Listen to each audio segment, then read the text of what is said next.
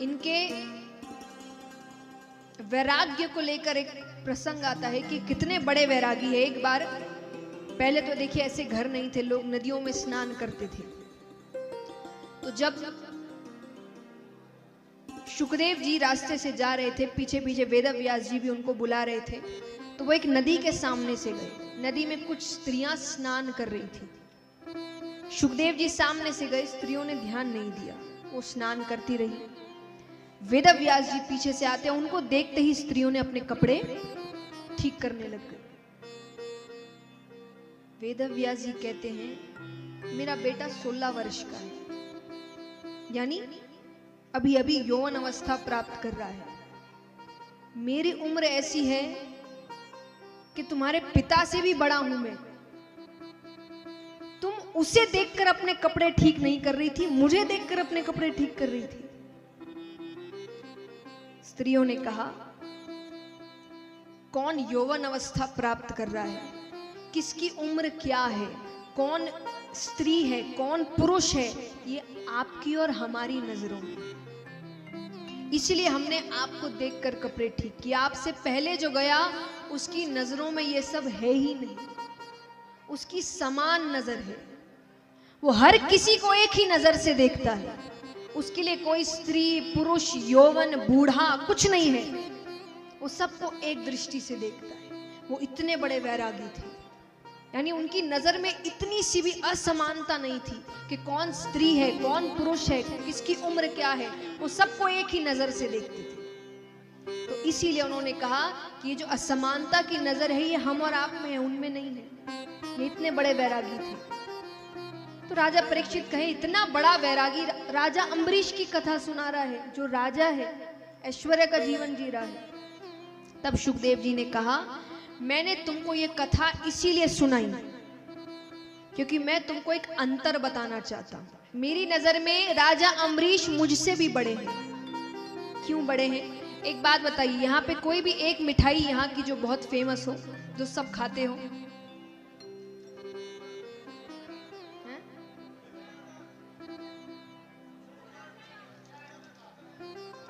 खुर जन चन ध ज चम्मच च खुरचन। Thank you.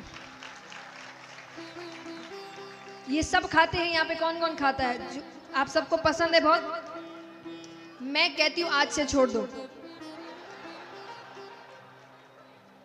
नहीं छोड़ सकते? कोई नहीं छोड़ सकता है ना। आप 7 दिन के लिए आए हैं, आपके लिए मिठाई छोड़ दें? कोई नहीं छोड़ सकता। क्यों नहीं छोड़ सकता? क्योंकि आपको पता है उसका स्वाद कितना अच्छा है। अब मान लीजिए आपने जो मिठाई है खुरचन, वो आपने कभी नहीं खाई। यहाँ पे कोई है जिसने कभी नहीं खाई हो?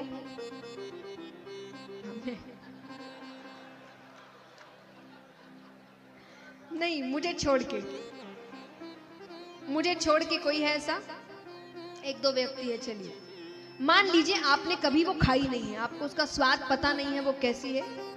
अब मैं अगर आपको कहूंगी छोड़ दो, तो आप छोड़ देंगे? है ना? आप कहेंगे मुझे पता ही नहीं उसका स्वाद कैसा है, ठीक, आज तक ही नहीं खाई, आगे भी नहीं खाएंगे। तो शुकदेव जी कहते हैं यही अंतर है। कैसा अंतर? मैं माता के गर्भ से निकलते ही वन की ओर चला गया। मैंने संसार का स्वाद क्या होता है चखा ही नहीं। तो मैंने संसार को छोड़ा तो कौन सा बड़ा काम किया? जिसने स्वाद ही नहीं चखा संसार का, उसको क्या पता कि संसार में रहना क्या होता है। तो मैंने भगवान को अगर प्राप्त किया तो इसमें इतनी कोई बड़ी बात नहीं है। लेकिन राजा अम्बरीश संसार के बीच में रहते हुए, सारे ऐशो आराम, धन संपत्ति, पद प्रतिष्ठा, ये सब के बीच रहते हुए भी जिसमें इतनी सरलता है, इतनी भक्ति है कि उसके लिए भगवान का चक्र आ रहा है, वो मुझसे भी बड़ा भक्त है। यानी उसने उस मिठाई को चख कर छोड़ा है। उसने संसार का स्वाद लिया है, फिर भी संसार को छोड़ कर रखा है और भक्ति में लिप्त है। इसीलिए वो मुझसे भी बड़ा भक्त है। तो इसका मतलब ये है कि भगवान को प्राप्त करने का मतलब वैराग्य लेना ही पड़ेगा, जरूरी नहीं है।